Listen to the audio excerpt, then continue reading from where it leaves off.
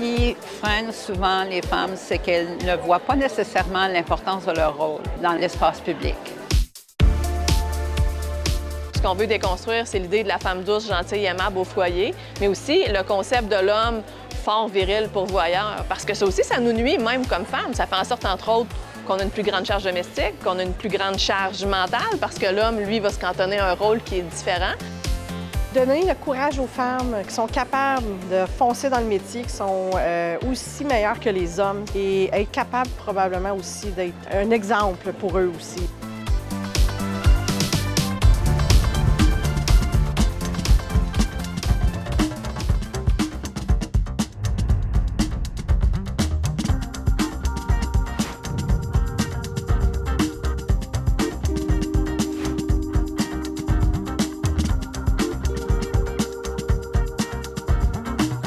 Savez-vous qu'il y a moins d'un siècle que les femmes sont considérées comme des personnes au sens des lois canadiennes? Je fais ici référence à l'affaire des célèbres cinq Albertaines en 1929 ont mené une bataille judiciaire qui ont permis aux femmes d'accéder à d'autres fonctions comme le Sénat. Aujourd'hui, il reste encore des progrès à faire. En effet, selon le Bureau de l'équité salariale de l'Ontario, l'écart salarial entre hommes et femmes était encore de 13 % en 2022. Cependant, comparativement à d'autres pays, le Canada est tout de même connu pour tirer son épingle du jeu. Le magazine québécois Les Affaires révélait notamment que 100 des plus grandes entreprises de la province étaient dirigées par des femmes.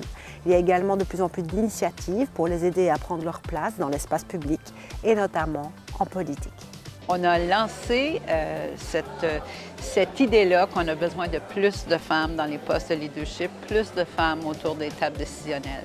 Donc, à la base, Leadership féminin Prescott Russell a été créé dans le but d'augmenter le nombre de femmes en politique municipale, le nombre de femmes élues en politique municipale et aussi augmenter le nombre de femmes qui siègent autour des conseils d'administration. On doit prendre davantage en considération le corps des femmes, la santé des femmes, la charge mentale. Alors, il y a des rôles qu'on veut influencer, mais on peut le faire simplement en solidarité avec d'autres femmes et à travers ce genre d'échange-là pour voir que, c'est pas juste moi, il y en a plusieurs d'autres qui sont dans la même situation. On est ici justement pour avoir de l'information pour être capable d'outiller nos femmes au milieu de travail dans lequel on veut les intégrer. Moi, c'est ma première rencontre ici au Symposium. Très enrichissant. Beaucoup de choses à apprendre, beaucoup de choses à retenir aussi. Le féminisme vise l'égalité des genres, mais sa façon d'y arriver, c'est la déconstruction du rôle de genre des femmes, mais aussi celle des hommes par la même occasion aussi, pour qu'on puisse arriver à un même niveau potentiel de pouvoir aussi. On a créé des formations pour les femmes, pour les familiariser avec le milieu politique, surtout en politique municipale, parce que c'est là où on veut s'attarder, parce que c'est le plancher de départ. Et aussi pour les femmes en gouvernance qui pouvaient des fois être intéressées à contribuer à un conseil d'administration, mais ne se sentaient pas nécessairement ayant les compétences pour le faire, ou même à savoir qui recherche des administratrices. Donc, on voulait outiller les femmes et bien les préparer afin qu'elles puissent entreprendre un rôle de leadership, que ce soit en politique ou que ce soit au sein des conseils d'administration dans la communauté. Certains sont des nouveaux arrivants, donc c'est nouveau pour eux. La langue aussi, peut-être court avec soit l'anglais ou le français. Une meilleure peut-être connaissance aussi de la région, des services offerts.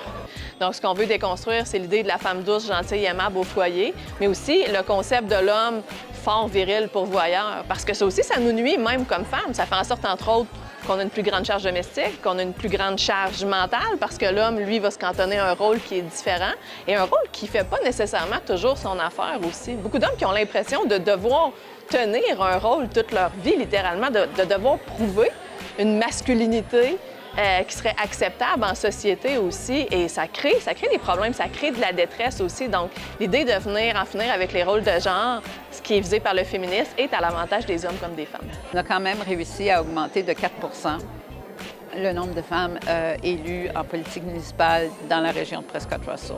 Notre organisme a été créé par les femmes, pour les femmes francophones de la région. Donc, il y a des femmes qui sont là et qui veulent voir d'autres femmes réussir, les voir avancer et aussi les voir dans un poste de pouvoir où elles peuvent, à leur tour, avoir une influence sur la représentation féminine dans tous les secteurs, et non pas seulement juste en politique et dans l'espace public, mais dans les milieux de travail qui sont non traditionnels pour les femmes. C'était une amélioration et on espère qu'à la prochaine élection, justement, on relance les formations et qu'on ait des événements dans le but d'inspirer les femmes à s'avancer en politique et de se familiariser avec ce qui est nécessaire pour réussir.